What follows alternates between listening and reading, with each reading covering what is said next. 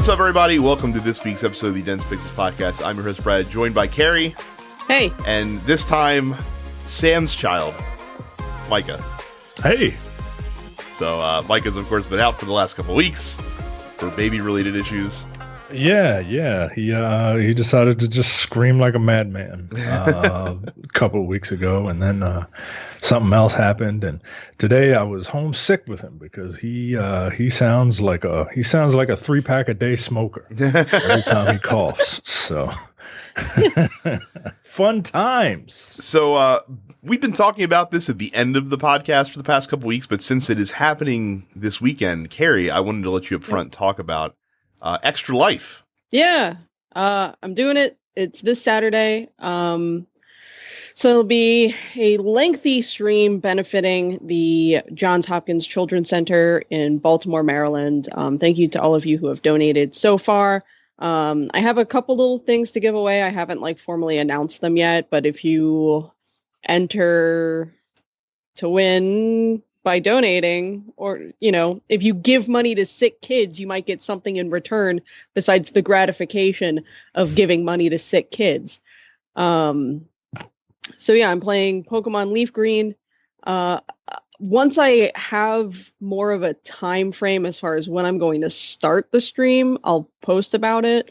Because again, I have a wedding on Friday evening, and then I'm hosting some folks who are in town for the wedding, and I may not be able to start. Normally in the past, I feel like I've started at 10 a.m. and come hang out with me all day on stream. And now I'm like, this might be a dinner time stream, and maybe I'll go all night and be miserable the next day. Who knows? But yeah, doing that. I'll post the link in the Dense Pixels fan group on Facebook, probably after we're done recording the show. So yeah. And I know both of you guys are playing the Outer Worlds. We're going to save that till later on in the podcast. Micah, you, for some reason, bought Call of Duty Modern Warfare. Yeah, so, my life is an open book, and as such, here's some more personal information about me.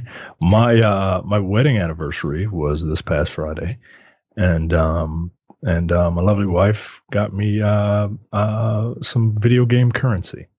Now, she doesn't know much about video games.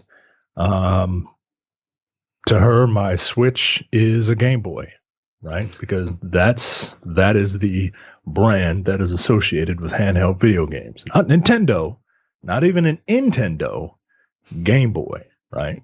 So when she associates video games to things that aren't the Game Boy, she thinks Xbox. So she got me some Xbox points, and I don't know what to do with those things. So I went and bought Call of Duty. Side note, I don't know if this happens to anybody else, and if there's a fix, I am more than willing to try something that doesn't cost me money. But I have a day one Xbox. When I say a day one Xbox, like a day one original Xbox with the Kinect and all that shit, right? That sure was a choice you made. That thing moves at a slug's pace. Mm-hmm. Going from screen to screen in the UI, it can take 5 seconds and 5 real-time seconds to move from one screen to another. And that's ridiculous. I always feel like that thing is going to crap out on me. Once the game is running, it's fine, but everything else is just kind of chugging along. So if there's anything that somebody can advise me to do besides buying another Xbox, because I am not doing that. Don't do that.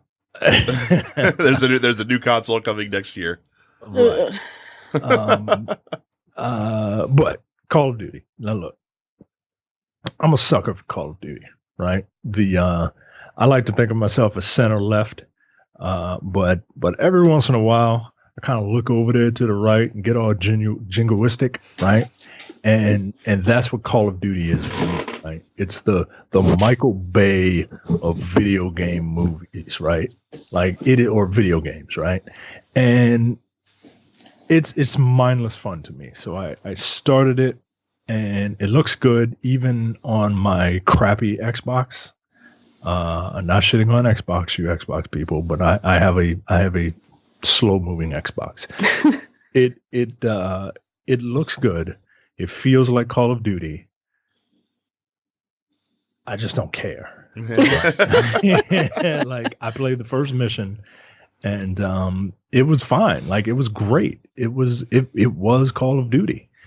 And then I started the second mission in London, and because I'm like, oh, I want to see what this, like, because they give you like this viewer discretion advised thing when you start the campaign. And I'm like, wow, what kind of atrocities are they going to happen? No, it's the same stuff that you see in all Call of Duties, right? Like, especially nowadays, like, you see a lot of civilian deaths. Like, there's a terrorist attack on London, somebody is invading, and there's a lot of civilian deaths. And I don't know what that says about me, but I'm kind of desensitized to it all. So I mean, like, it kind of reminds, like, I saw that mission, like the London mission. I've seen that mission in full, basically, and it just looked like an extended scene from like Jack Ryan, basically.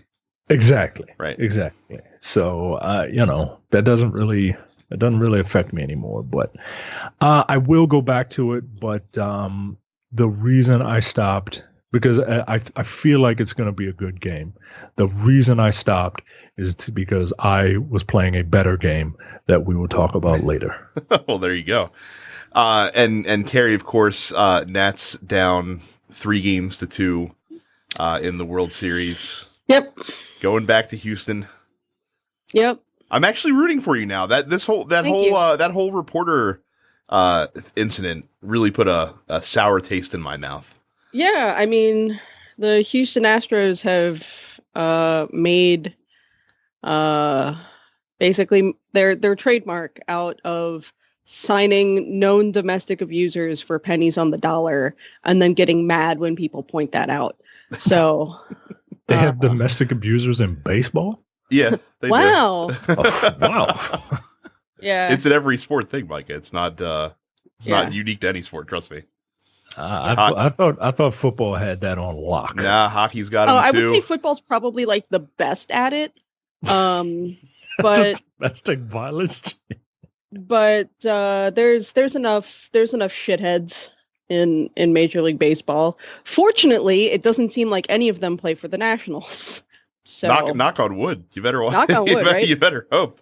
So, but yeah. So, listen, I'm pulling for the Nats. Thanks. And hopefully they can pull it out. I got to go to Game 3, and then Game 5 last night. Yeah, I'm just like. Did you honor our fair leader? Oh, I booed the shit out of him, man. Like that was some hearty boos for the moron in chief. Yeah. It was that whole thing. So at every game, and a lot of this is because of Nationals Park proximity to Navy Yard. It's like right across the street. So you have a lot of military members right in the area, and the Nationals give a lot of tickets away to active and retired military members. And between the third and fourth innings, they always do this like wave your cap thing where they sort of bring out the guys who got the free tickets that game. And everyone stands and claps for the troops. Yay, thank you for your service. So you get everyone sort of united in being like, yay, thanks guys for your service. And then they do this quick cut to the president in the suite that he was in. So you have this like united cheering straight into just like hearty boos. And they left him on screen for like 6 seconds, and then they cut right back to the troops. Yo, they tried. Like, yay! Fuck you! Yay! Yay! Yo, they tried to quick cut. They tried to do some quick fast editing, so he could be like, they were cheering me when I was on screen. Mm-hmm. Nah, there's enough camera angles that I don't think, especially close-ups of him when he realized he was being booed lustily.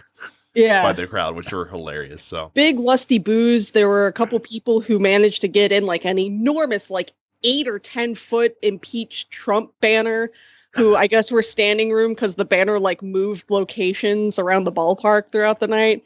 It's like they would be told to put it away and they'd be like, oh, okay, whatever. Then they just like go to the other side of the ballpark and put it back up.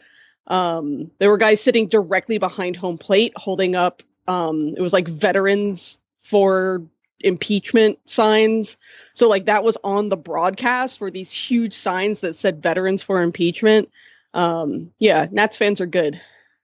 I don't know why he thought going into Southwest DC was a good or smart idea. Like, I don't know what reaction he was expecting, given that like all of 4% of DC voted for him. That's a fair point. Yeah. He definitely looked like he wanted to disappear. Yeah. In that moment. Speaking of disappearing, new releases for this week. Luigi's Mansion 3 comes out on the Nintendo Switch. You also have After Party on PS4, Xbox One, and Switch. Citadel Forged with Fire for PS4 and Xbox One. Disney Classic Games, Aladdin, and The Lion King. These are HD upreses of the classic Super Nintendo and Genesis games coming for PS4, Xbox One, and Switch. Harvest Moon Mad Dash comes to PS4 and Switch, and as Carrie is quick to point out, not real Harvest Moon, because that's now Story of Seasons, but whatever crappy Harvest Moon is turned into. This is just some bullshit Natsume developed. Yep. An HD remaster of Super Monkey Ball Banana Blitz comes to PS4, Xbox One, and Switch. Resident Evil 5 and Resident Evil 6 come to the Nintendo Switch. Vamper comes to the Nintendo Switch. And Atelier Riza Ever Darkness in the Secret Hideout comes to PS4 and Switch. It's vampire, but they spell it stupidly, so I'm going to pronounce it stupidly. Yeah. So that came out for PS4 and Xbox One last year. Harvest Moon Mad Dash isn't even like a diet Story of Seasons. It's like a party game of some sort. Oh, well, I mean, a weird board game. You could derive that from the title, I guess. Well, you need to make a mad dash. Wow. Over to youtube.com/densepixels and subscribe. You get this show, you get new clips every week. And while you're on the internet, stop looking at porn. Do we ever? Is anyone ever not on the internet at this point? I mean, we're beholden to these machines. Be sure to visit densepixels.com/premium for just $5 a month or $50 a year. You get access to the premium slate of podcasts, including the airing of grievances, No Time to Bleed, The Men with the Golden Tongues, and full episodes of the Look Forward Political Podcast. Subscribe to all TNP Studios wherever you get your podcasts, including the flagship show, The Nerdpocalypse, Black on Black Cinema, Coming Distractions, the free weekly preview episode of Look Forward, and this show run by Brad. Now look, this is a little behind the scenes thing, right? Last time I was here, I made mention about how I'm very much Von Burgundy, right? So Brad, in his infinite wisdom as the editor, producer, and essentially director of this show, has laid out everything for me in bullet point fashion, which is why I was able to read that and not sound like I'm tripping over my words. I'm gonna throw an errant question mark in there one week, just to see, just to see if you do the I'm Ron Burgundy. But not next week, because you'll be expecting it next week. So that'll be something that'll be something we have to save for later on. Speaking of things that should have been saved for later on, holy shit, was this the biggest unforced error of all time? So we talked last week that Fallout 76 was delaying their big fall update that was going to add NPCs and all sorts of other things that everybody wanted, and people were generally okay with that. Like, people were generally fine with that. They said, "Hey, we want you to get it right. We don't want it to be fucked up. We want to make Fallout 76 the best game it could be. So if you got to delay it, it is what it is." So, in Bethesda's infinite wisdom, they thought that the wake of that delay would be the optimal time to launch a premium service within Fallout 76, I note, not a free-to-play game. You do have to pay to play Fallout 76 in the first place, but if you'd like to give them an additional $12.99 a month or $99.99 for the entire year, you can join the subscription service that is being called Fallout First. So what do you get with Fallout First? Well, you get a lot of things.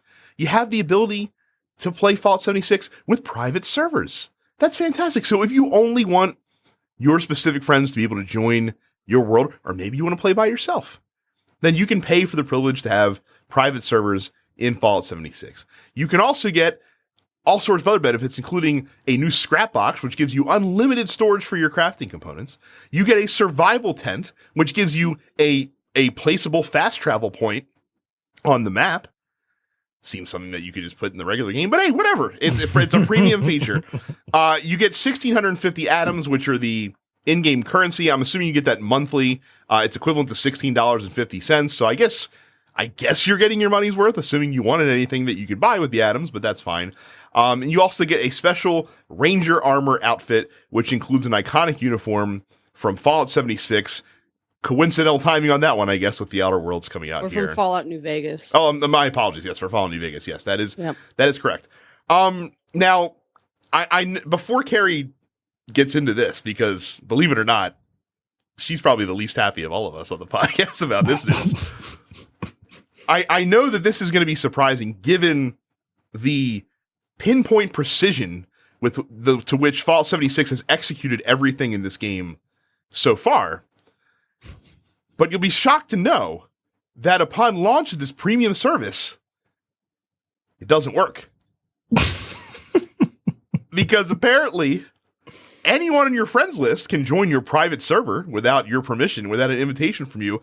And apparently things that you put in the scrap box, this unlimited capacity storage box for your scrap materials that you can construct stuff, it's just disappearing. It's just going away. The scrap box has turned into a garbage disposal, basically, because it's scrapping everything else, and it's all going away. I mean,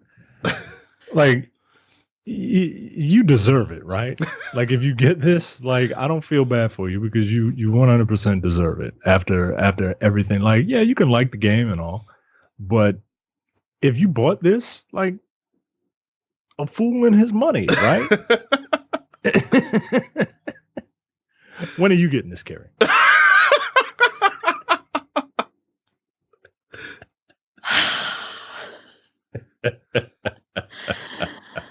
I am blown away by the sheer audacity of Bethesda as far as Fallout First is concerned.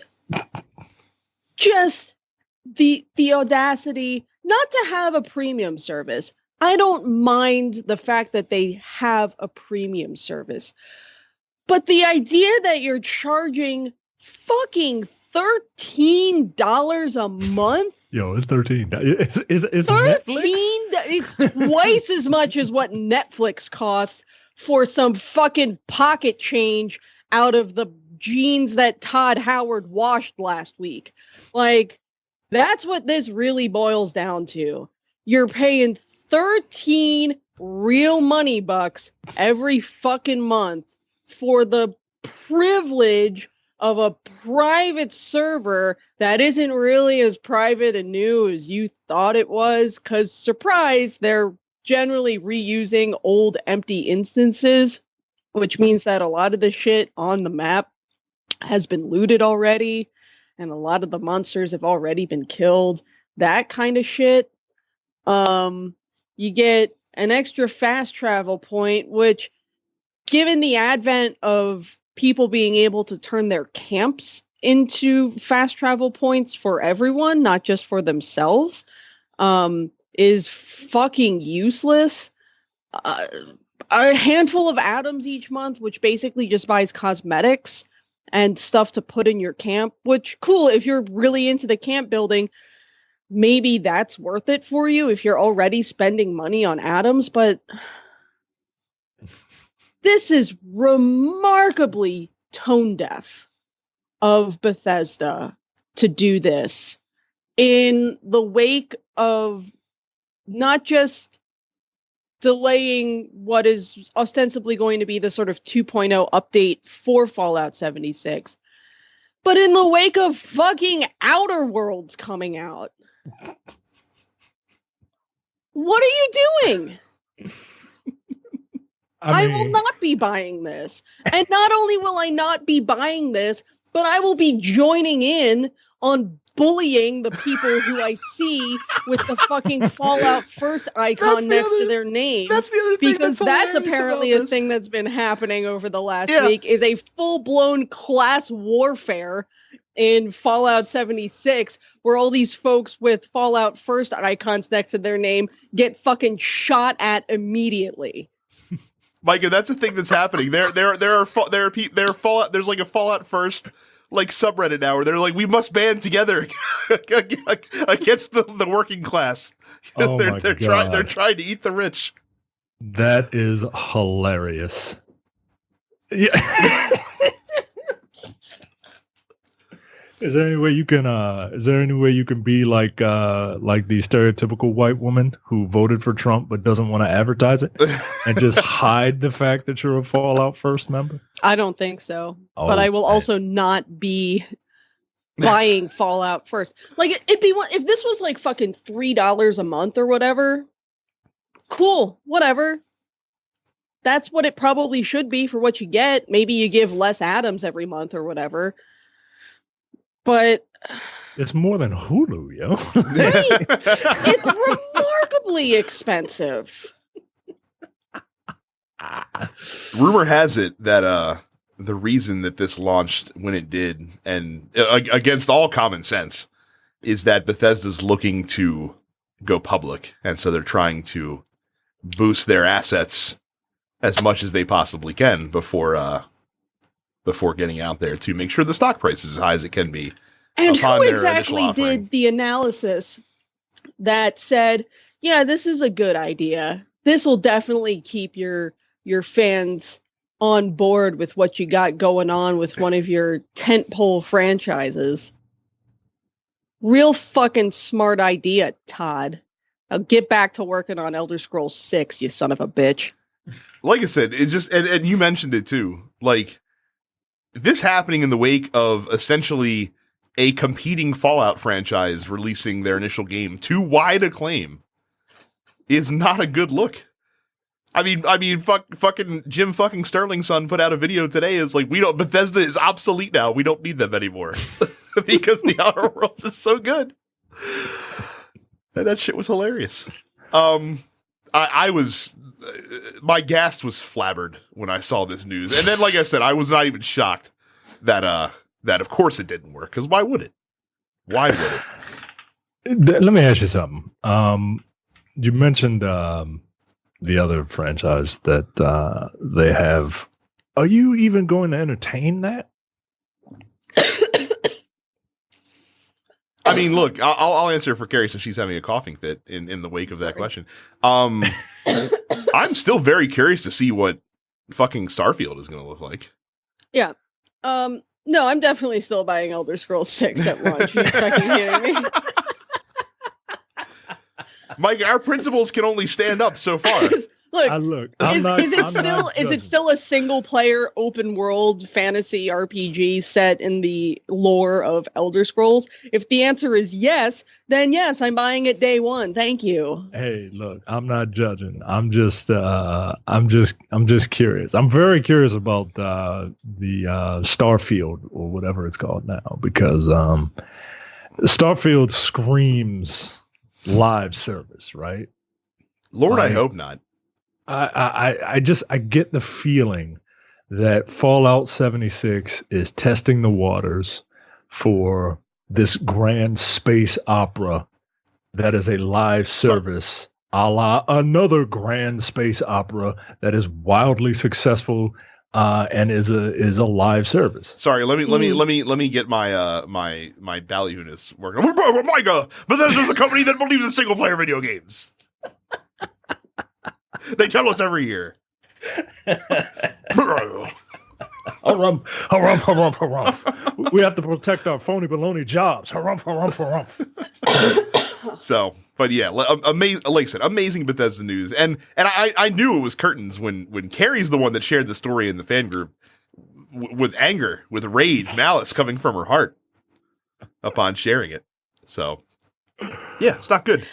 I bought that motherfucking game day one, and this is how you treat me, Todd. Putting this solely on your shoulders, Todd Howard. So, more about delays. A slew of video games were delayed last week. Starting with The Last of Us 2, it's been delayed to May 29th, 2020. This one really confused the shit out of me because they just announced the release date for the game being in February, literally a month ago.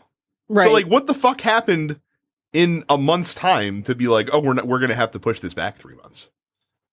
Like, it's whatever. I don't care if you're going to delay the game, make it as good as you can, but it's odd. It's odd that like they had no thought that might happen. Right. When they announced the release date. So, very weird there. The other stuff that got delayed was all stuff from Ubisoft, and this is very interesting rationale. So, Watch Dogs Legion, the new Rainbow Six game Quarantine, and also Gods and Monsters, which was scheduled to come out in February, all have been delayed to the 2020-2021 fiscal year, which begins in April. And the reason that Ubisoft delayed it is because Ghost Recon Breakpoint was so bad and came out of the gate financially so poor that Izguimo was like, we need to put these games in the cooker a little bit more before we release them, because otherwise we're going to be fucked. I find it, I guess like enough people are finally like mad as hell and not taking it anymore that these publishers are like, all right, we can't put out half-cooked, half-assed games anymore. Like we can't meet a deadline and patch it with a 7 gig patch later. Assassin's Creed. Like I guess this is a good thing, right? Like I guess all the people on the internet that have voices, wider than ours are complaining enough. And people are voting with their dollar and asking for refunds for games that are just fucking bullshit. Right. Like this is a good thing. It took an entire generation to do it, but this is a good thing. I hope this mentality keeps up in the next generation. Meanwhile, in the wake of this news, Ubisoft's stock price took an enormous hit, and apparently on the recent investors call that they announced this information, investors were pissed that they were fucking doing this. But I mean, what are you gonna do? And I mean, Izguimo also mentioned Division 2, while not a colossal failure, came in definitely under what they expected it to be. It was not as successful as Division 1, I don't think, ultimately. So, yeah, they're getting it loud and clear that gamers aren't going to stand for slapped-together games. And it's funny because we thought they learned that lesson in the wake of the most recent Assassin's Creed games. And the fact that they've, had this long level of support for like Ghost Recon Wildlands and Rainbow Six Siege. And those games have been incredibly successful. Right. So you'd assume that this lesson would have been learned. I guess they're not making enough money. They're not making it quick enough. You've tried the best. Now try the rest. What a amazing year. Because like I said, Ubisoft came into this year like arguably the best third-party publisher that was in the industry. And their reputation has taken a massive hit this year. Yeah, with man. Their releases. Stop trying to get, big name actors for your games and just make games, man. Go back to making games. So, BlizzCon is this weekend. We've been talking about BlizzCon. We've been talking about Blizzard being embattled in controversy thanks to the Free Hong Kong movement, their reaction to protest on their official streams. So, no one should be shocked to learn that information about Overwatch 2 has leaked, and I'm using massive air quotes, leaked in advance of BlizzCon. That happens to change the conversation that we're having about Blizzard right now. So Overwatch 2 is going to be announced at BlizzCon this weekend. It's going to have a few extra additions. It's going to feature PvE gameplay. It's going to have some new maps. There's going to be at least one new hero. There's going to be some new skills with different heroes as well. There's going to be a new game mode in the game as well. So they're just teasing everybody. But again, this is a leak, guys. This is not officially sanctioned by Blizzard in any way, shape, or form in advance of BlizzCon. So, yeah, Blizzard was always a company that I just, I know everybody loves their games. I just can't get into them. And I can even see the hype, right? I can even see the hype. But I don't get it. Yep. Like, what am I missing? Is it because I don't have the I'm not good, but I'm not good at a lot of games and I still like them. You know what I mean? Is it because they're so multiplayer centric maybe? I don't know. I think that might be some of it for you. Because a lot of their arguably their three most popular games are somewhat multiplayer driven. Diablo is the only other one that's not, and Diablo is just one of those ones that you just have to really enjoy the gameplay hook. And you have games that you enjoy the gameplay hook of that you return to more frequently, I guess. Yeah, and like I love like the gameplay loop of Diablo, but I don't like the aesthetic of Diablo. Mm-hmm. Like that's my thing with that. Like I'll play a Diablo knockoff, all day long. But you do play a Diablo knockoff all day long. Yeah. So I don't know. But whenever I see Blizzard, I'm just like, all right, this ain't for me. Carrie, you played Overwatch for 5 minutes, didn't you? Yep. So are you stoked? Are you excited for Overwatch 2? Now, is this going to be a new game, or is this going to be like a major update on top of Overwatch 1, do we think? Probably a new game. But no, I don't give a single solitary fuck about Overwatch anymore. Like, that game's not fun. I don't understand why people think that game is fun. That game's not fun. And people play it over and over and over and over again. Like, yeah, the characters aren't as compelling as people think they are. I mean, some of them are the ones that like Blizzard put like a fucking iota of effort into, as far as their backstory and characterization is concerned. There's like 2 of those. And then they were like, hey guys, look at this hamster. He's a hamster. You can play as a hamster in our cool game. You want to give us money? Overwatch is fucking stupid.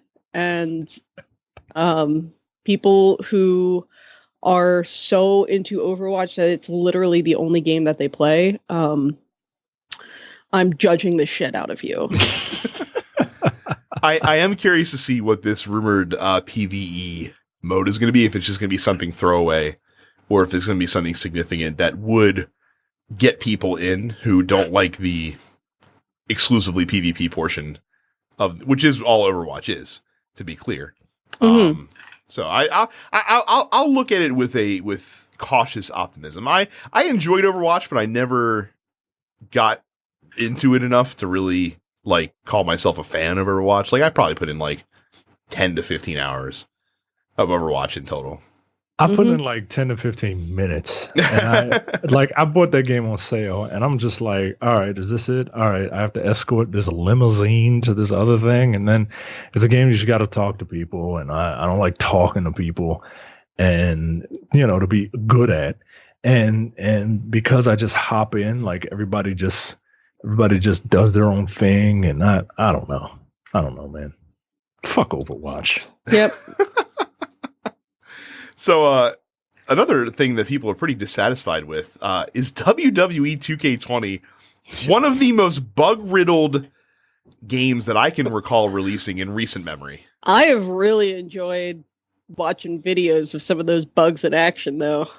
I mean, some of the bugs that people have shown online are incredible that they allowed that game to ship in that condition. There's like full-blown eldritch nightmares happening in that game.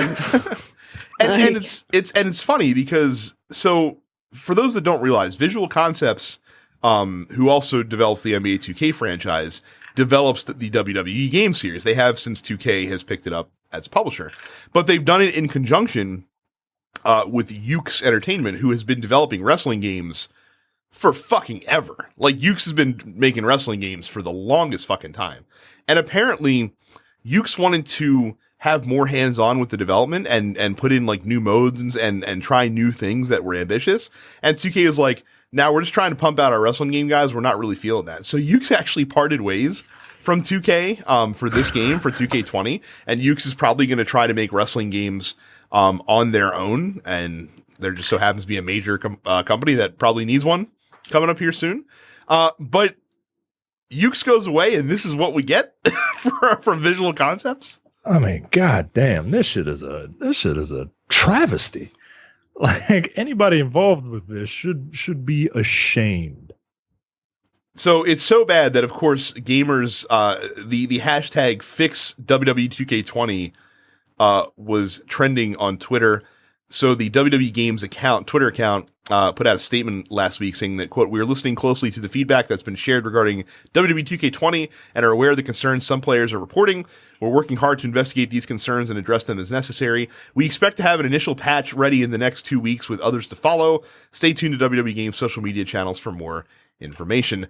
I don't see how you're going to fix all those problems that people have been showing with a patch, 3 weeks after the game comes out. Yeah. No, I don't think that happens. Are you gonna give them a voucher for the next game next year? Because this is and that was the other thing too. People that bought like the deluxe $130 edition that comes with some autographed cards from certain wrestlers. Apparently, like half the versions just didn't have the Edge card wasn't autographed by Edge, to the point where Edge was like, "Hey, I'm going to set up a PO box, and if you got a card that it wasn't autographed by me, get in contact with me and you can send it to me and I'll take care of it for you." Like, Edge is going out of his way to take care of this shit himself because Jesus. I guess he has no faith in the 2K Games team. It's so bad that PlayStation has even been giving refunds out to some customers. That don't ever happen. That never happens. No. WWE currently has a 39 on Metacritic. Jesus, Yikes. I'm surprised it's that high. So yeah, real bad. And again, and with sports games, it's tough, right? Because they have to come out at a certain time every year. Yeah, but here's the thing: WWE doesn't have a season opener. Right. But it's still a sports game. It's still an annual release that people count on, and that's going to be there year after year. Wow. So it is tough.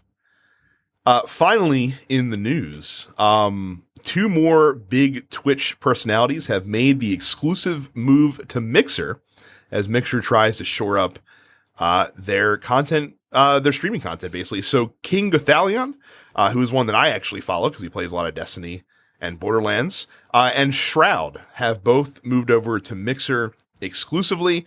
Now, we talked, a couple months ago, Ninja, Tyler Blevins, famous Fortnite player, was the first one of these guys to move from Twitch to an exclusive deal with Mixer. He's amassed 2.5 million followers on Mixer. It's worth pointing out that is a fraction of what he had on Twitch at his peak. And even with Ninja being on Mixer between July and September, he made the move in July. Twitch still made up 3/4 of all the streaming hours watched across various streaming services, while Mixer was 3.2% of that. So obviously, one person alone is not going to do this, and this is why you're seeing Mixer throwing out more money at these streamers, trying to get them over there and hopefully bring their fans with them. My question to you guys is, what is more important? Is the personality more important, or is the platform actually the more important factor here? I think the personality is what's most important. I only follow like one guy on Twitch, really, Jimmy Wetzel. And like if he moved to Mixer, I would probably create a Mixer account just for his streams. So yeah, I mean, I think the personality is ultimately what's most important. Yeah, I follow one person, Maximilian Christensen, and yeah, I mean, I usually receive his content through YouTube. I can't just sit there and watch Twitch all day, especially because he's West Coast. So all his streams start at 9 p.m. I'm like, yo, I ain't doing this. But occasionally I will, watch something that live. And yeah, if he went to Mixer, yeah, I'd look into Mixer. I haven't even looked into it. But yeah, I'd follow him. It's the personality. People will get used to the new platform. If you can get enough people over there, like that's literally what they're doing is trying to be like, hey, our stuff is really cool, and you don't get inundated with like I didn't know Twitch. Whenever I hear Twitch, I always associate it with gaming. Mm-hmm. But like Twitch has a bunch of other channels on there, and like if my kid were to, of age, I would have to use content filters for some of that stuff. Right. Mm-hmm. So my question to you guys is this then. So I Googled it while we were talking here. So while he was on Twitch at his peak, Ninja had 14 million followers. So only about 20% of those have followed him over to Mixer. So how do you guys like account for that? Like, why do you think that more of his viewers aren't joining him on that platform? I think a lot of that just has to do with the fact that Ninja was like a front page guy. And so he's probably accumulating a lot of followers just based on the fact that he was a guy who was frequently on the front page of Twitch. So you have people who will jump on Twitch and be like, oh, so-and-so's doing this, like quick follow. But I mean, I have a Twitch channel. I have a bunch of people who technically follow me. They don't tune in for every single stream. Mm-hmm. If they're tuning into any streams, they just followed me for whatever fucking reason. Maybe to get notified or whatever. But it's like followers don't necessarily count for like what the community actually is. On Twitch, it's very easy to follow. It's a one-click process, just like boom, whatever. It's like fucking liking a tweet, basically. Mm-hmm.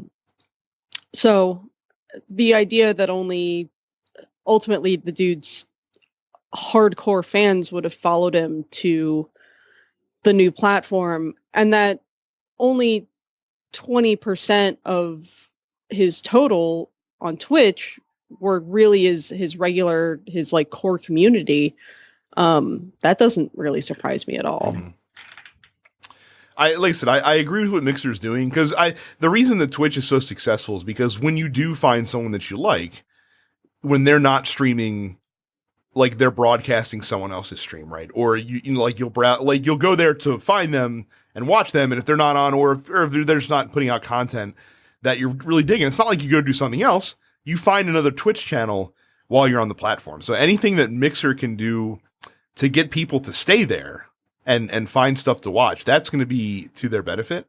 Mm-hmm. It's just interesting to watch them. I guess the only way to fix this problem really is to throw money at it. So, because I mean, you gotta get people in that people are going to come for in the first place. So it'll be interesting to see what happens. And I'm sure for these guys, this is a great deal for them, because I'm sure they probably negotiated a financial arrangement to pay them close to, or maybe even more than they were making from Twitch, through subscriptions and stuff like that. So it's kind of a risk-free endeavor for them. And if for some reason it doesn't work out, they can always move back to Twitch. So it's not really that big of a deal. So yeah. So there you go.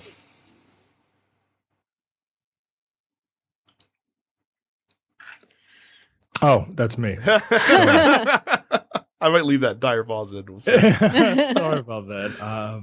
Go to www.densepixels.com/Amazon for all of your Amazon purchasing needs.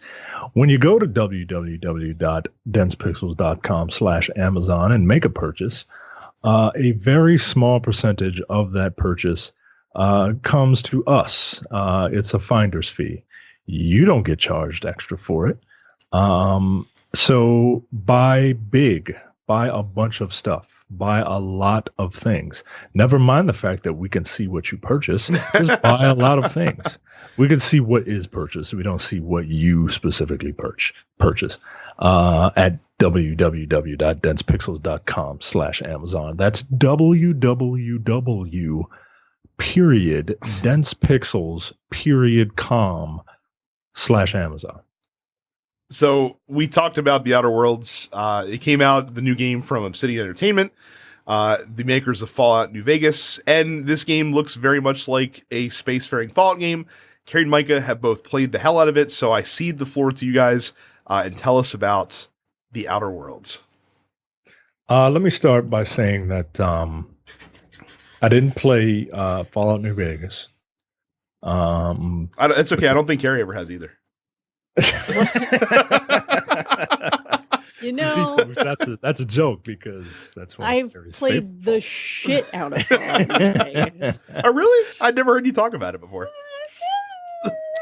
Who knows? Who really knows for sure?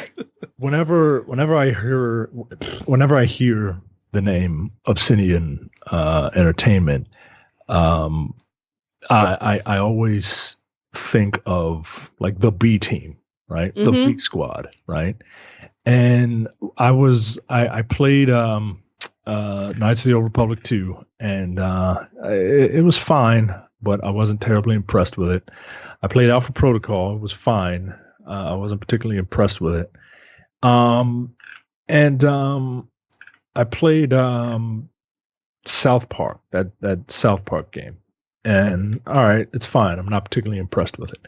Whenever I think of them, they are like journeyman game developers. It's not going to be bad, but it's not going to be phenomenal. You know what I mean? With like New Vegas sort of being the exception to that rule. Right. That's what everybody says. It's like with New Vegas, it's like Bethesda sort of gave them all the assets to make a contemporary Fallout title while they were working on, I guess at the time that would have been Skyrim. So yeah, I mean, obviously KOTOR 2, it's a fine game. It's not as good as the first game, but like it's fine. New Vegas is my favorite of the contemporary Fallouts. And Outer Worlds basically just feels like space New Vegas, like in terms of the humor and the writing and the characters and the different factions and whatnot. It really like it has that same sort of vibe to it, which I really like. That's my favorite part about New Vegas. I don't play New Vegas because like the gunplay is really good. Like, no, it's fucking not. I play it so that I can like laugh whenever a Kaisar's Legion member calls me a profligate. Like,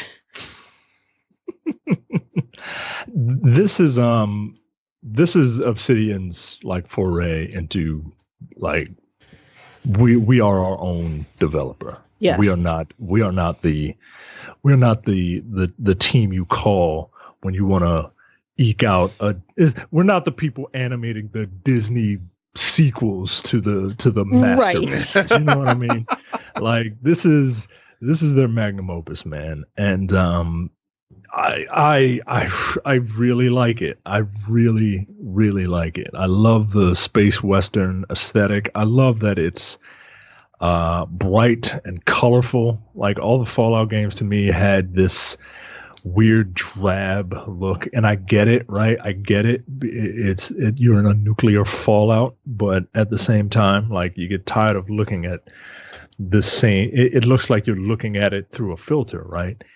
And I mean, what a high bar that we have. That I am impressed that a game like this just works. It just works. Yeah. Like it does what it is supposed to do. I haven't encountered any bugs. Yeah, I haven't either, which is shocking because Right. Obsidian is sort of known for that almost as much as Bethesda is. Right. But the actual gameplay feels pretty good. You know, I'm using a lot of ranged weapons because I can't stand using melee weapons in a first person. I'm not using any melee. I'm using mostly long guns. Yeah. But like, it's good. Like, I'm not good at first person shooters, and that's what a lot of the gameplay is here. You can sort of turn on the I guess I would call it like diet VATS, which is the tactical time dilation system. I like that better than VATS. See, I sort of prefer VATS, where it's sort of like it's like a bullet time mechanic, where it's like you slow time down and you can take the time to like target specific things. Like if you shoot something in the eyes, you can blind them, or you can cripple them if you shoot them in the legs, like that sort of thing. And like that's fine. I prefer VATS. Now VATS stops it entirely, right? Yeah, except in Fallout 4, it's like a super slow-mo, but you can still, rather than like aim your gun, you can still be like, I'm going to shoot it in the arm, like, and it'll just do it for you. And okay. In 76, nothing slows down at all, but it still allows you to target specific body parts. So I'm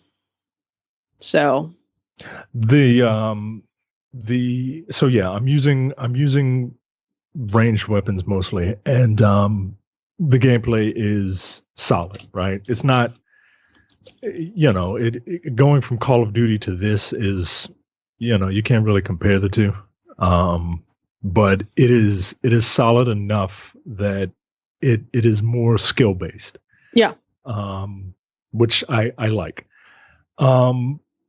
Jesus Christ, the tweaking your character is, so they have like 7 different categories of things that you can tweak, and within those categories are subcategories that you can tweak. Like whenever I have a choice to pick to up my charisma or dialogue, I always do it. Yep. I always go charisma builds in these games. Right. And so they have the charisma section, and then once you hit a certain threshold from leveling up, you can level up specifically persuasion, lying, and intimidation. Yeah.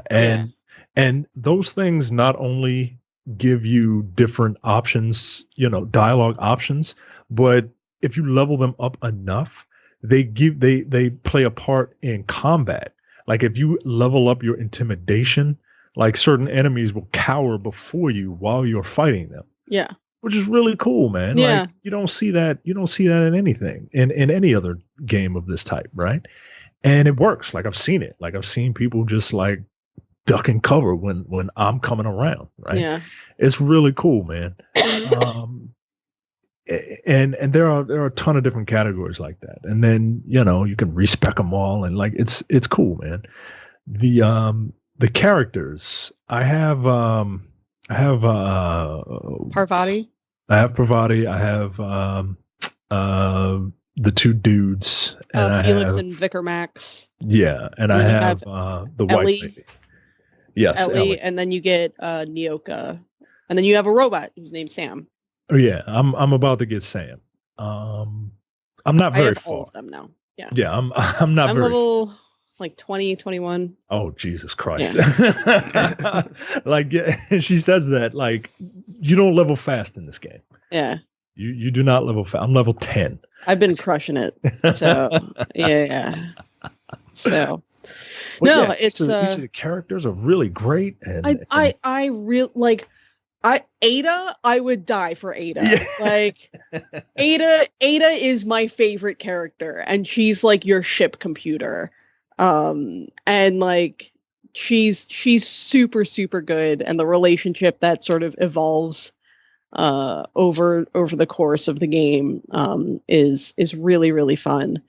Yeah, even a lot of the NPCs that you only see over the course of quests, I have become very fond of as well. Just again, the writing is really, I think, this game's strongest suit is like the characterization itself. So yeah, it's really good. If you liked New Vegas in particular, definitely give this a shot. As a big fan of Fallout, I have appreciated the handful of Fallout Easter eggs that are present in this game. From the get-go, where you see like there's like a date that flashes where it's like incident report, like the ship, the Hope ship, the colony ship went missing on this date. That date is October 23rd, which in the Fallout universe is the date of the Great War. That was the nuclear apocalypse. So there was a terminal that I read that made explicit reference to a Great War happening back on Earth, stuff like that. So just little nods to Fallout and whatnot. Given this type of game, you can create a character, and I would be remiss if I didn't point out, because not a lot of games do this. Maybe they're changing, but they have solid black hair options. I was blown away. Like, I'm sure nobody cares about this except for me, but nah, man. Like, no, I think it's important. Like, they have fucking black people, like they have curly, kinky hair in this game, and I always want to shout that out in a game that lets you create a character, just because you don't see that, and I enjoy it. As far as characters are concerned, Parvati immediately stood out to me because she's a sweetheart. She's a sweetheart, but she's also very quickly established as an openly queer character, where it's just like no big deal is made out of it. You get to this particular space station and she meets this girl and she's just like, oh my God, I'm in love with this woman. And part of her side quests are sort of like coaching her through this. And so like not only is she like romantically attracted to women, but she explicitly also says she doesn't like getting physical with people. So she's like romantically attracted to women, but also asexual at the same time. And it's just like really cool, like open representation. And again, this is something where you don't see a lot of that in games, particularly not in large releases like this. Right. And it's really cool the way that they handle the writing for her, as far as that's concerned, is really, really cool. And I like all of the companions a lot. It sucks that you can't romance any of them. Yeah. I mean, it is what it is. But okay, there's one thing that I don't know if this was in Fallout New Vegas or anything like that. But so when you level, you get skill points, and every other level you get a perk point, right? Yeah. And those perk points are like, give you more bullet time or give you more health, or some of them get very specific, right? Yeah. But there's a mechanic in the game called flaws, where if the game sees that you are doing something, like I was shooting robots and all of a sudden the game stopped and said, hey, a flaw was discovered in your character, and then you can either accept this flaw or reject it. And the flaw was that you get creeped out by robots, right? And if you accept the flaw, you get a permanent decrease in some stats. But if you get a perk point, right? Yeah. And perk points don't come easy. They come easy, but they don't come quick, right? Because it takes a very long time to level, and you're getting one every other level. So that's kind of cool, man. Like, I've never seen that type of system in an RPG, where if you want, you can permanently debuff yourself in a very specific way in order to get a buff elsewhere that may be a better overall sort of situation. Yeah. Yeah. That's kind of cool, man. Yeah, it is. I haven't really accepted any of the. Yeah, because look, whenever I make these games, I make me. I make me. Oh yeah, and you're completely fucking flawless. I'm right? about to say, it sounds to me like both of you are not being honest with yourselves. What I'm saying is, if one of those dog things comes up and they're like, oh, you gotta, if one of those comes up and they say, hey, we noticed that you're scared of those things, I will look, I will see inside myself and I will realize that I don't like those things either. So I will make that my flaw. My one and only flaw will be that I am afraid of those things. So I have two questions. My first question is, Micah, how long did it take you to create your character? 67 minutes. If we're adding up both times I did it, because I do it and then I play around for a bit. And it's weird because you can't go into a third person perspective. But every time I pause the game and go to my character, I have to see my character's face. And when you're making the character, it's a highly detailed face. And when you don't, it's weird. It's like that episode of Seinfeld where Jerry was dating the woman who in the light looked beautiful and in the dark looked like a gargoyle. So I spent about 35 minutes creating my character, and then I started playing, and I got all the way to Edgewater, and I was just like, you know what? I'm going to scrap this and do it over. And then I spent like another 30, 33, 34 minutes creating my character. Now the character creator isn't that great. But it's detailed enough. So yes, just over an hour creating my character. So fantastic. That's exactly the answer. I took like 10 for. minutes myself. Look, all of us have parts of our personality that we hate. For Micah, his inability to just accept the avatar in-game avatar is definitely one of them. My other question is this. So I of course, I'm not one that's immune from getting caught up in the hype and the zeitgeist that's going on. So I'm curious about this game now because everyone's raving about it. But we also know that Fallout style games are not my bag. I've talked about it on the podcast before. But space and pulp space in general very much is. So I'm conflicted. I don't know what to do in terms of the Outer Worlds. I don't know if I should play it or if I know, or if I'm going to hate it if I do check it out. I mean, I feel like it's separated enough from Fallout. Like it's not really like a true open world. Like you have you have large areas to explore, but they're all sort of segmented away from each other.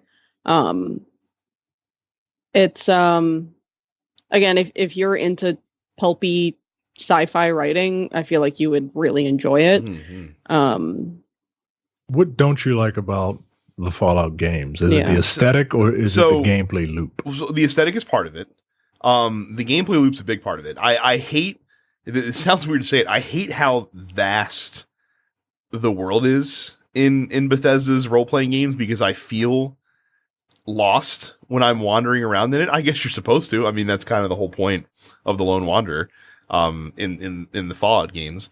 But I don't know, the vastness and the seeming lack of direction always bothers me. And then the combat I've never liked in any Bethesda game because I feel like I'm fighting against the game to perform combat. So like combat doesn't have, like, I'm not looking for like Destiny caliber shooting from a game like this. I don't even know if I'm looking for Borderlands caliber shooting, but I definitely want an improvement over what Bethesda usually offers.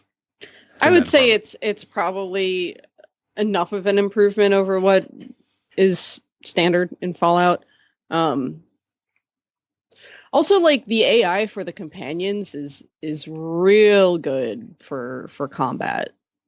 So yeah, you can do a lot of tweaking with what they do and how they perform and how they act. I agree with Carrie. The actual like combat, minus melee combat because it's still just you swinging around foam swords, right? Mhm. Like it's still that's still present, but the gunplay is actually pretty decent. And if you level up your slow motion ability a little more, it's satisfying crippling people as they're running at you with a melee weapon. You know what I mean? To give you some time. Now, if you're looking to be tactful, I don't know about all that. How's the mobility during combat? It's you're good. not. Yeah, you're not like hindered, and there are perks that you can increase your mobility. They have a dodge mechanic where you can press the jump button twice, and depending on the direction, you can dodge left or right. So yeah, it's markedly improved. If you're one of those people that enjoys reading everything and going through each line of dialogue for when you meet a character and just sit there for 20 minutes just listening to them talk, that has this in spades. So this is, I guess, the ultimate question then, Micah. How would you liken this to a Mass Effect game? I kind of like the combat in this a little more than Mass Effect 3. And in terms of interesting characters, oh yeah, this is up there. Now, I haven't spent as much time with these characters, like nobody's gonna hold a candle to the Mass Effect 2 characters, right? Like they're amazing. But these people feel good, like they're interesting. And that's all I really want from them right now is that they're interesting. I just met Felix, so I don't really know too much about that dude. All I know is he drop kicks people. You can make him drop kick people. And in terms of and the story is interesting. The story is where Mass Effect super anti-capitalist, which is really nice. Jesus Christ. Where Mass Effect is Star Trek, this is Firefly. Okay. And it is, yeah, like Carrie said. I mean, goddamn, like this is, you mentioned Jim Sterling earlier. This is his wet dream of a video game. It is. It is. Here's the thing. If you want to be a fucking bootlicker and like turn in Phineas, who gets you out of cold storage and is like, hey, these corporations are fucking everything up. Legit, I don't know, 10 hours or so into the game, you can be like, yo, I know where that fucker is if you want to go get him and go to work for the corporations if that's what you want to do. Like a fucking degenerate. And the one of the hooks is that you can kill anybody. You can kill anybody. You can kill quest givers. And just that quest is done. You can't kill the scientist that works for you because he's behind bulletproof glass. Like the game doesn't mind you messing with it, but it doesn't want to be broken. And but yeah, I killed a quest giver just to see if I could. And yeah, you can kill them and take whatever you need from them and just be on your way. Which is interesting. God I'm damn not you gonna all. do it. Look, this upsets me. I don't have the time for this bullshit right now. I've got Destiny to play. I've got a Borderlands event I need to catch up on and get in on. But you can wait. The event is time, Carrie. It goes away at a certain point. I got my gun at a level 50, by the way. I wanted to get my gun at a level 50 in Borderlands. That's good. Before thing came up. So but yeah, I enjoy this game very, very much. Very interesting. I don't even have to ask. Carrie likes. I know she does. You've already pumped in 20 some odd hours. Yeah, I don't know how much time I've played. The Epic Store, I don't think tells you I feel like it's more than 20 hours. Probably. If you're level 20, like Yeah. when I'm doing these quests, they're like, "Oh, you just got 7,000 XP." I'm like, "Wow, that's amazing!" And then I go to my character sheet, and it's like, "You need 50,000 XP to get to the next level, and you're level 4." Like, God damn, what are we doing? Yep. So that is the Outer Worlds. I'm sure you guys probably have more to say about it on future episodes, and Terrence even will have something to say about it at some point as well, because he is playing it too. So I'll be curious to hear his thoughts as well, because he is, of course, famously a video game curmudgeon. So if even he is enjoying it, then you know it must be good. So we will move right into the Dense Pixels post office. We'll start with Gaston, who asks me, what are some easy to get into tabletop games? I'm already way into D&D, but I live in North Carolina, and my group is back in Baltimore, and I'd like to play something in person versus over Skype. And then he asks all of us, over the course of our gaming history, what are some games you wish you played while they were hype? I'll start with the gaming thing. So look, there's a slew of like intro level tabletop games for sure that you can get into that are kind of like standards of the industry. Just off the top of my head, Ticket to Ride is a big one. Dominion is a big one. Splendor is another one that's definitely a great intro level game. There's a slew of other deck builders besides Dominion as well. I'm a big fan of the Marvel Legendary games, which are very easy to get into.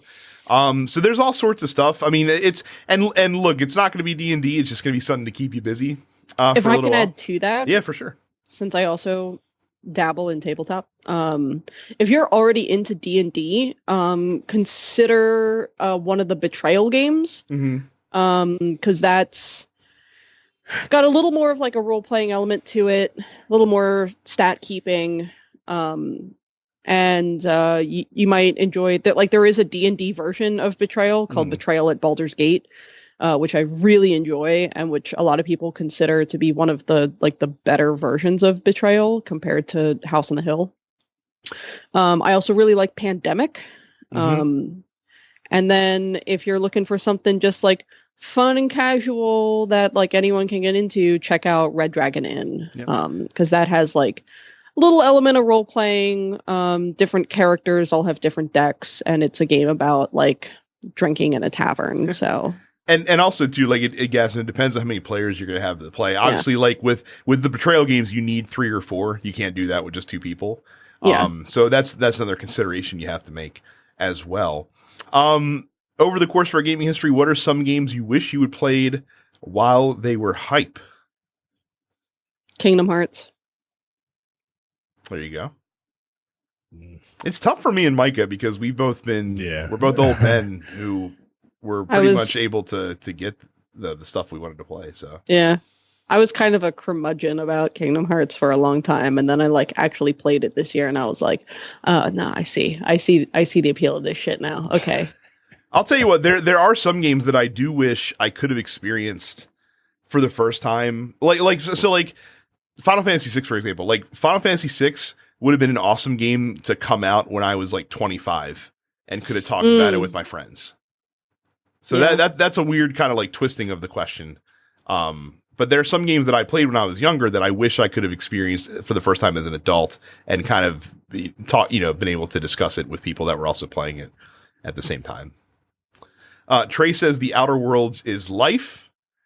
And he says, sorry, let me say it again. Is The Outer Worlds life? Since he has to phrase it as a question. Yes. Yeah, I would say so right now. Yeah.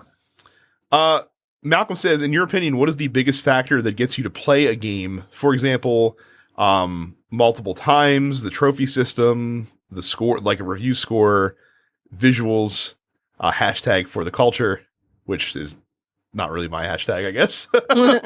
Well, it's, that's the wrestling reference for the big news. That was, we'll get there. It's further down. Oh, okay. It's further down in the question. So, biggest factor that gets me to play a game, release.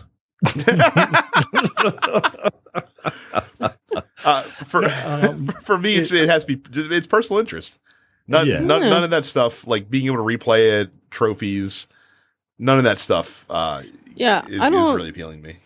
don't give a shit about trophies. I used to. Like review score, like if something comes out and I was excited about it and all of the reviews are like, yo, this is a mess. That might influence whether or not I buy something. But yeah, it's like I feel like people sort of know my game aesthetic for the most part at this point. So if it falls within that umbrella, then I'm probably buying it. Well, I'll give you two as well. So setting's a big deal for me. Like, so for me, like a sword and sorcery game has to be really fucking well received for me to have any interest in it at all. Because that's not really my preferred setting. And developer as well. Like if there's a developer that I really like, if they're trying something new, like a new IP of some kind, I'm automatically probably going to be interested in it just because of my past, affinity for stuff that they've done before. I mean, it's why I was so willing to just fucking go full bore on Anthem for sure. So when it came out. Yeah. God damn. Yeah. Developer setting is a big one. Like I told you, if the Outer Worlds were like the frontier lands and it took place in the actual Old West and Obsidian was the developer, I wouldn't have got it. Yeah. I just wouldn't have, because Obsidian had that stigma for me for a while, and I'm not a huge fan of the Western motif. Space Western is fine because it's science fiction, but like rolling around on horses, no, like it just seems like it stinks. You know what I mean? It seems like it smells.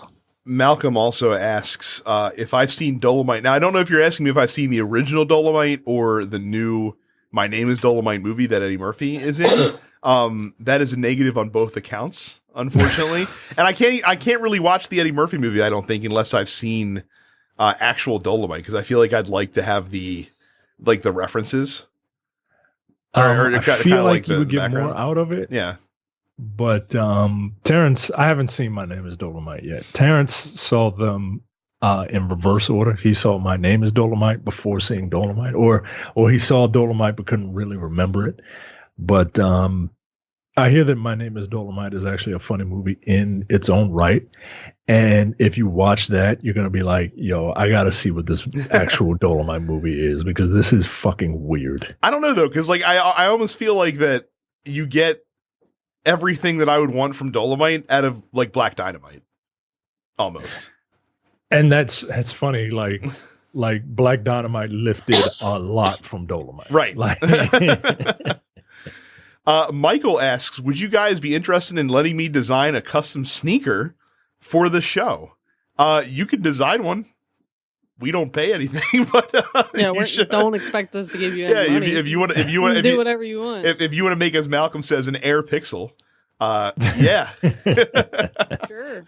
I you know what? DM me what a pair of Converse would cost. I might. Maybe. But see, the problem is, right. But the problem is, like, if you make me a custom, like some custom Dr. Doom Converse. Oh shit. I'm gonna love it and I'm gonna want to wear it, but I'm gonna not want to wear it because I don't want to mess them up. You know what I mean? But yeah, DM me some prices and we'll see. Now, Randy says gives us a one gotta go question here, and I think his easy. Hang on. His premise is the initial framing of the question is super flawed, because he says Super Mario Brothers, Super Mario Brothers 3, Super Mario Land, Super Mario Odyssey, but he says that if you get rid of Super Mario Brothers, then you can't get anything else. So it has protection in that if you're saying that Super Mario Brothers never existed, then all the other games on the list wouldn't exist either by that definition. So, which is dumb. That's a flawed premise, because under that flawed premise, I'm getting rid of Mario 3. Interesting. And I knew you wouldn't say Mario Land, because I know that you have a particular affinity for the Super Mario Land franchise. You were, of course, wrong. Super Mario Land is the only answer on this list, for sure. They made a movie for that game. Like, they made a movie for Super Mario Brothers 3.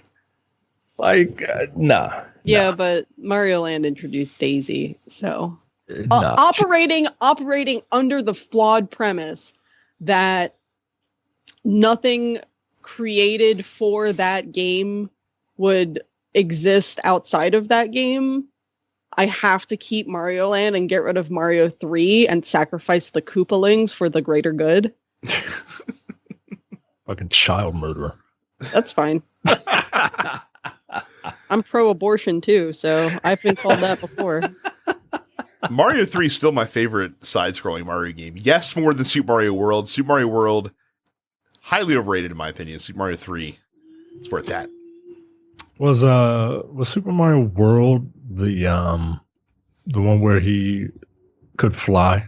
Well, fly with the feather? It had the cape, yes. Yeah, it had the cape. Yeah, all right, yeah, you're right. That game's fine, but no. That game is great, but it's not as good as Mario Between 3. Mario 3 and Mario World, I would get rid of Mario World because fuck Yoshi. Well, that now you're being unfairly slanderous, and I don't care for that either. So. Yoshi's the worst Mario character. Cam says 100%. Cam says he finally bought Breath of the Wild. This is his first Zelda game since the SNES. He said it's really good so far, even though he's not super deep into it. My question is, how do I know how strong I need to be for the given areas, and is there really any actual measurement of strength in the game like a traditional RPG? You don't know until you die several times. And the only measurement of strength is how big your stamina and your health is. That's it. Yep. Yeah, the sword does the same damage, regardless, unless you have like a potion or like a food, like a dish that you've concocted that gives you additional power. It's just that better swords offer better durability. Yeah. Before they have to go away. Plus, obviously, like the Master Sword has some extra perks with it as well, that make it very good. But it's not the only sword you can carry, because sometimes you have to recharge it. So, also, like, good luck fighting one of those what are those lion centaurs? Oh God, the Lionels or the whatever they're fucking called. Lynels, I can't remember their fucking name. Yeah, Lynels. Lynel. Right. Lynels. Those things are fucking awful, and I hate them. Good luck. They're beefy, and they'll kill you very quickly. Johnny asks, so Blizzard doubles down on BlizzCon by having Overwatch 2 in the demo floor. How fast are quote-unquote Hong Kong supporters dropping those umbrellas and grabbing a mouse and keyboard? Look, that's what we said. So... Malcolm also makes sure to thank me and Carrie for being the good white people, as he says in his words. Hey, I mean, you're welcome. They all right. Finally, let's get into the wrestling controversy of the day. So there was a T-shirt. So basically, every wrestler in NXT gets a T-shirt now.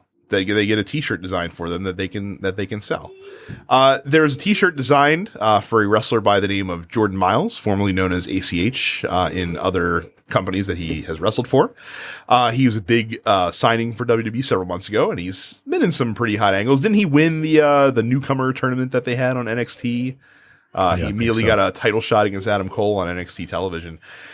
So there's a T-shirt that came out, and he was very unhappy about the shirt's design. And upon looking at it for 5 seconds, you can understand why. So, look at this thing. Yeah. Right. I mean, this is one of those times where obviously there's not a Tyrone working in the WWE merchandising department because he would have prevented this from happening.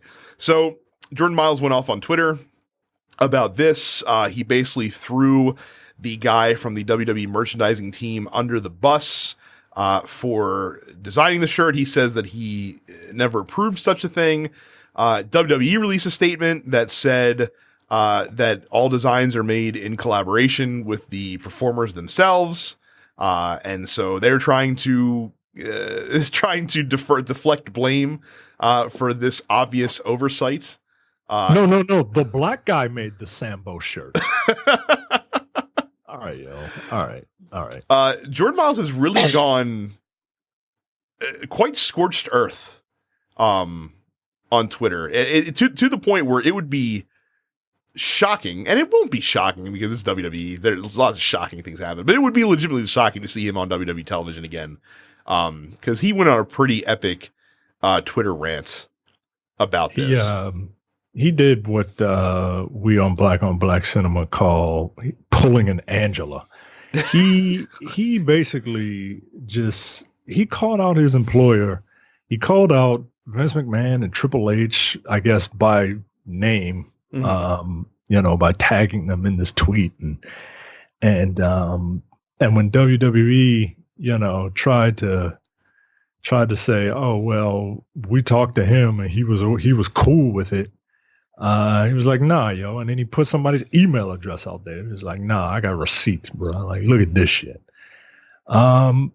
This is ridiculous. First of all, how can you not see it? It looks like a goddamn gollywog. Like, it looks fucking terrible. It looks ridiculous. And the design is bad. Like, the design is, in and of itself, is bad. Like, it's just, yeah. I don't know, man. I don't know. This doesn't look good on that guy for standing up and taking a stand and saying, look, this shit just isn't right. Look, I love WWE and all that, but when you feel like you've been done wrong, like you gotta let people know. Mm-hmm. And WWE isn't. Even before AEW, like WWE isn't the end all be all of professional wrestling. You can make a very, very good, satisfying living by, not being in WWE. And that's what they don't want you to think. But if they're going to come out with stuff like this, like I would love to get a wrestling t-shirt, right? Mm-hmm. But I don't like 90% of them.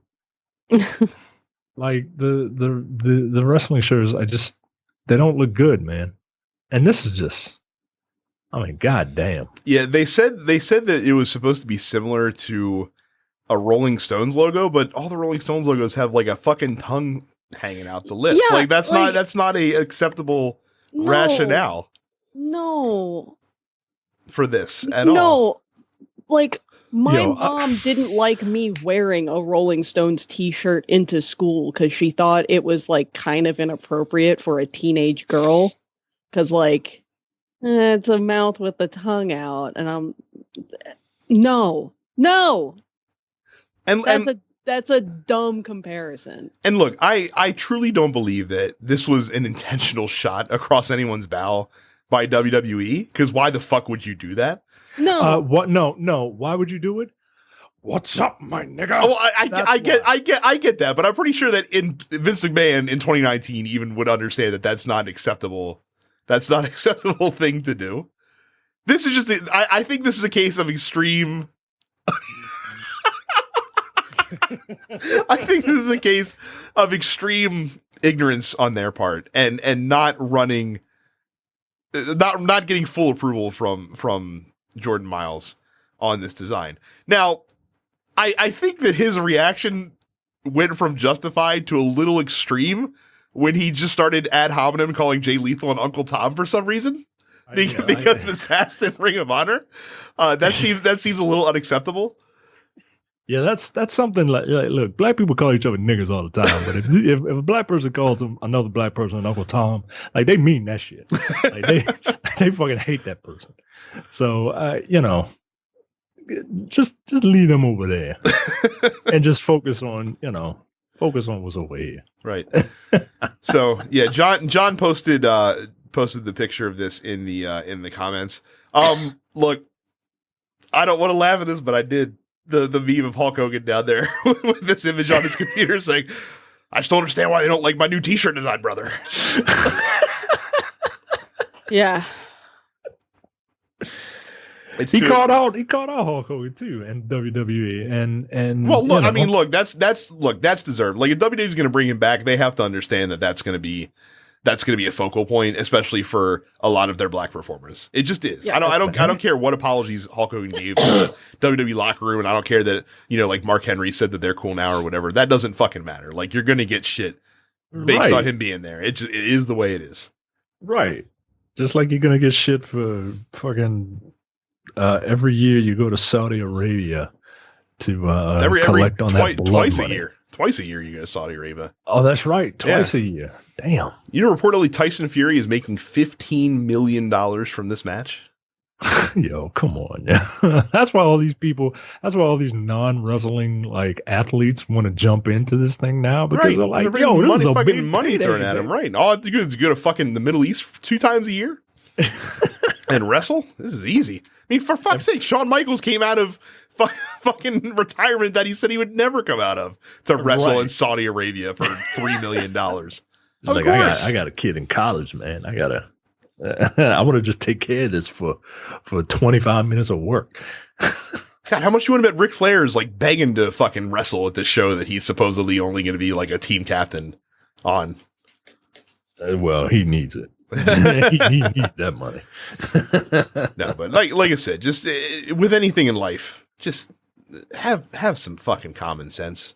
And if you don't, and again, if they had run this by him, I truly think if they had run this by him fully before releasing it, he'd have been like, no, this is unacceptable, and here's why. Yeah. So that leads me to believe that it wasn't quite as a two-way street as they tried to make it sound. That just sounded like a lot of deflection. So bad move, bad form all around, and they need to come out and own that shit and apologize for that. So that is it for the post office and for the show this week. If you want to get in on the Dense Pixels post office, make sure you're part of our fan group, densepixels.com/fans. Of course, make sure you follow us on social media, subscribe to us no matter what podcast app you use, subscribe to the show on YouTube. Of course, don't forget again, Carrie's Extra Life stream coming up this weekend. You can go to densepixels.com/fans to get more information on that as well. Follow her on Twitch at SuppetsCarrie. Follow Terrence on Twitch at Apparition410. So that is it for us this week. Thank you guys very much for watching, and we will see you all the next time. Thanks. See ya. You're watching the Dense Pixels YouTube channel. Click the subscribe button while you're here, and make sure you check out our weekly podcast where we discuss the latest gaming news and our impressions on what games we've been playing.